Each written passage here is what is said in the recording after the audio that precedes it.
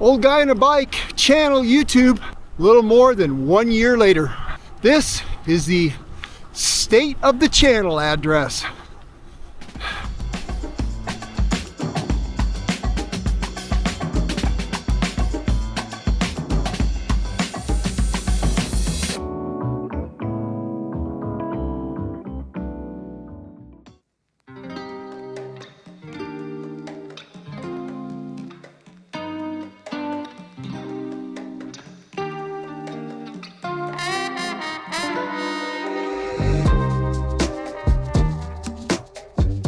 So I'm off on a bit of a ramble today.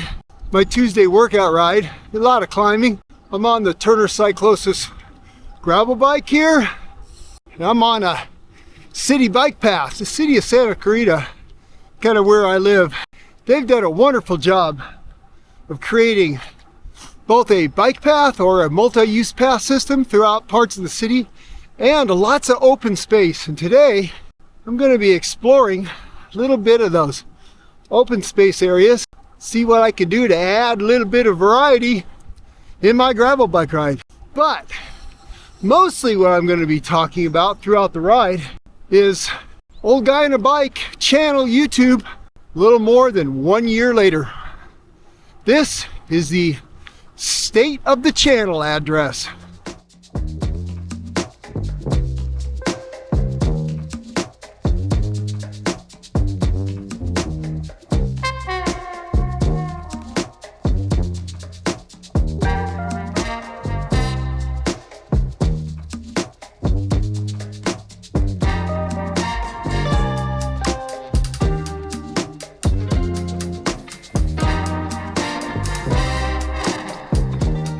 Oh, that's better.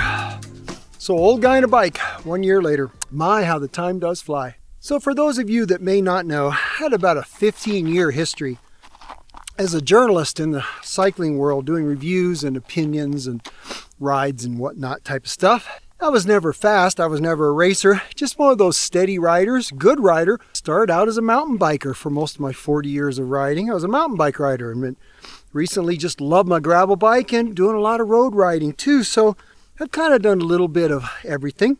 And so I think I had a good perspective on what a bike does or doesn't do well, or a product. And I was able to communicate that written on the internet for a couple different websites, I think decently well. But an interesting thing was happening. Found I was watching YouTube a lot. You know, there was a time where I would have a list of websites I'd go to every morning before I started work. I would look at these websites every morning with coffee and just kind of keep my pulse on the industry, so to speak, and just kind of see what was new, what was going on, what people were talking about. And you know what? I realized I'd stopped doing that. But I realized I had started watching a lot of YouTube. It's amazing what you could learn there, and not just learn, just enjoy. I found that there were content creators that I just really enjoyed watching. And it got me thinking, could this be the next chapter for Granny Gear? I thought about it for a long time, at least a year, more than a year. And I also knew that my retirement from my day job was going to be coming up. And I thought, you know, I'm getting older. How do I be relevant in what I'm doing? I could see the web stuff was starting to close out. And I thought, I wonder if I could do a YouTube channel. And it's kind of daunting in a way. You know, there's a technical aspect of it. I thought I could do that. I'd done video editing before, digital video editing, etc. And I'm pretty sure I could do that. I had a couple GoPros I wasn't using. I thought, I think I can probably learn that craft fairly well. I had done it before. There's the personal aspect of it. Would anyone want to watch me? Would they think what I'm doing is important enough to sit down and give me some of their valuable time? There was that aspect. And then there was the big one that was really making me hesitate, though, was the commitment.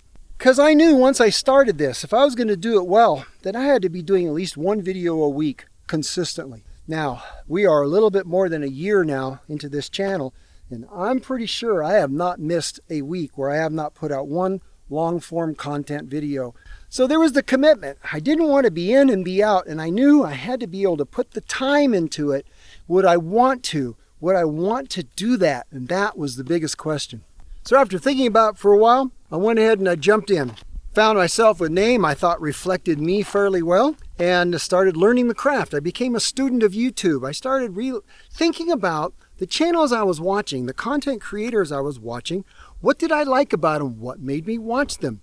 And I think it came down to three things. One was production quality. If the sound was awful, if for some reason they couldn't spend $5 on a foam cover for their GoPro and I couldn't hear it from the wind noise, I'm out of there. Now, and I know sometimes you can't help that, but if that was, if that was happening, I was less interested. I would click away, the dreaded click away.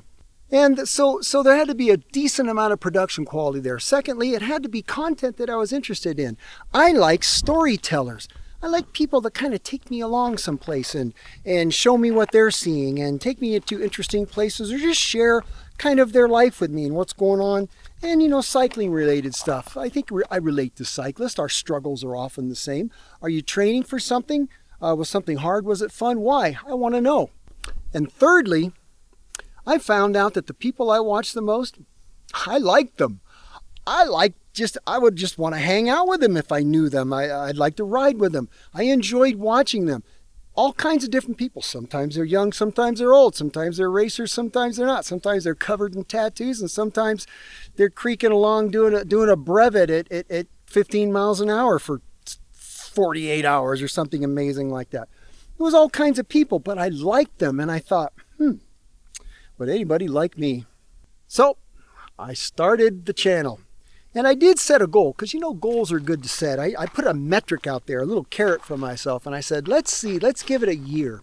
Let's see after a calendar year where we are, and can I hit 1,000 subscribers in a year? Just being me, just doing what I can do, and just trying to improve as time went along. Well, how's that worked out? Did I hit 1,000? And how has it been? What are some of the best things about this? How do I feel about a year later? Well, I'll let you know, but first I got about another 3 miles to climb. I'm going to get going while my legs still have some motion in them. We'll catch you at the top.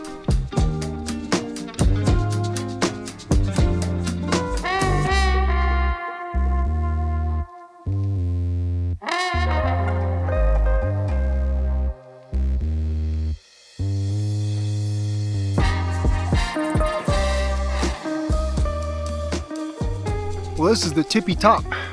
So I've been riding up a fire road that the map's called the Santa Clara Divide Road. And it starts, the western end of it is kind of in the Santa Clarita. City of Santa Clarita there off Newhall Avenue. You hit it next to a park and ride, and there's an open space park right there.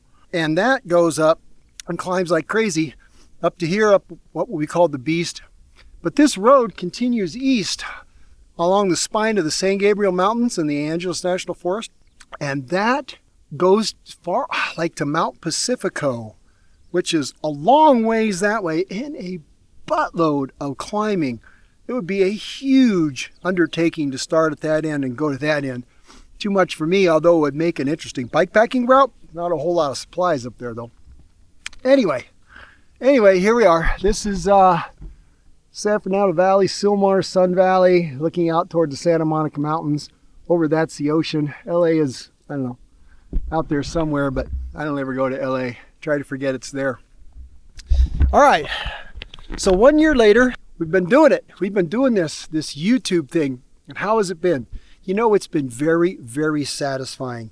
As far as did I hit my carrot goal of 1,000 subs in a year? Yes, I did. In fact, I hit it before, I think, about 10 months into the channel.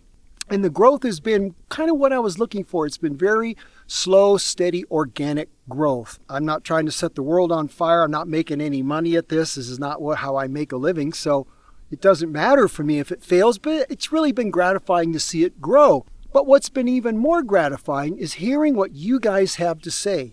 In the comments have been the type of things I want to hear. Like, your channel seems real. I enjoy watching you. Things like that is really good to hear because I'm just me, right? And I can't be anybody but me. What you're seeing is me. No one's paying me to do this. No manufacturer is writing me a check to ride their bike or use their stuff.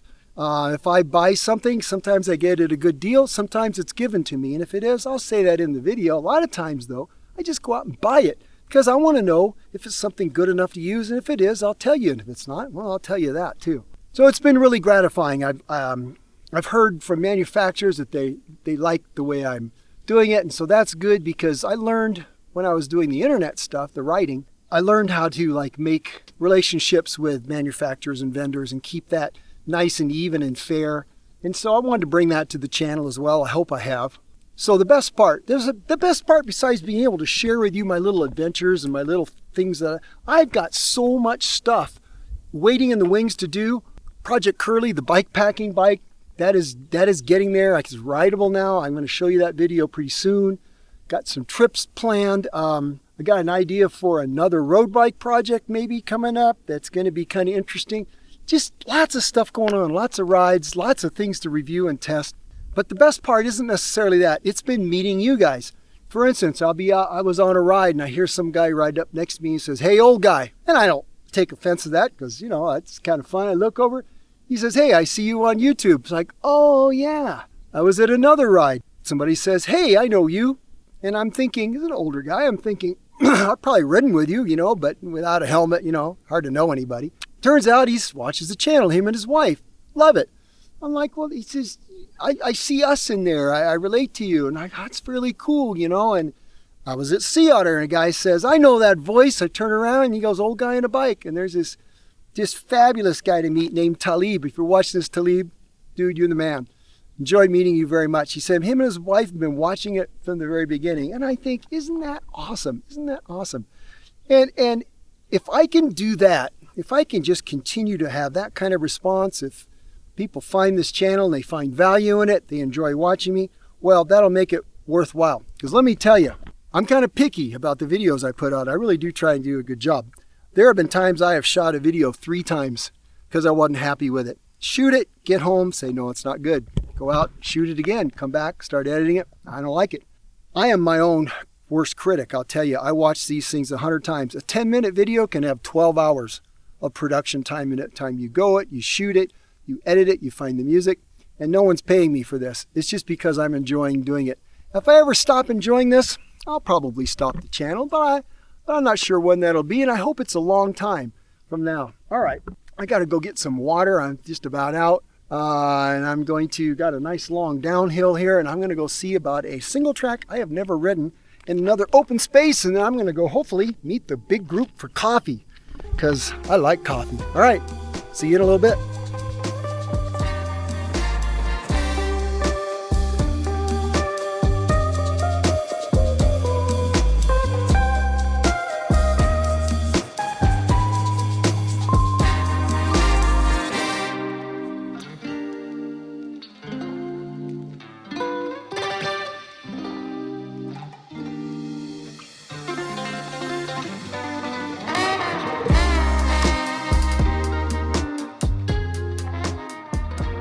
Yeah, that was a pretty good stiff little climb on a rough dirt road. After I go through the neighborhood there of multi-million-dollar homes, the kind with a garage that you can put your diesel pusher motorhome in along with your toy trailer and all the toys. Now let's see what we got here. This is a nice open space area. There's a map. You can see we're here. A little bit sandy. I don't think the horses help at all. They kind of keep it churned up. Not too steep though. It's steep at the front of it though. Oh, I think I'm getting near the top. There's a bike going down this trail. That's the trail I'm going to be going down. Kind of see it winding down into the valley here. It looks really mellow and ends up at a little park down there. The guy enjoying it on his mountain bike. Very, very nice. By the way, that was not the top I thought I was at. It wasn't the top. Okay, not too bad though. It's getting hot. All right. So I'm going to meet you down at the park because I didn't bring a bike mount or a handlebar mount today. So I think I'm going to need both hands for the single tracky part, or else I might die and this will be the last video you ever see. Okay, see you down at the park. We'll wrap this up. All right. Whee!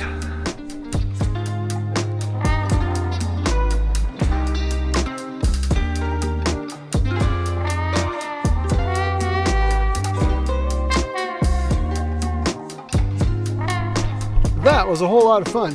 One of these days I'll take you guys down that trail by bike. You just got to get the right kind of mount because that was kind of tricky. Some tight switchbacks and very gravel bikeable if you got a little bit of skills, but you had to pay attention. All right, let's wrap this up before I jam across town to coffee. It's been a great journey this last year. I've loved having you guys along. A lot of you who are watching are not subscribers. Watching my subscriber count tick up. You know what? I'm not a super big, you don't hear me calling out, please subscribe, please subscribe. It's not that important to me, but it's nice to see the numbers.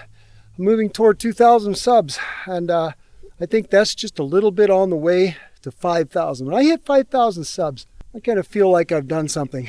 Anyway, love having you guys with me. A lot more to come. Thanks for being here. Thanks for watching this old guy ramble on about riding bikes and having a great life by bicycle. That's about it for now. Coffee's waiting for me. I can almost smell it. You guys have a great week and or weekend. And as always, go ride your bikes.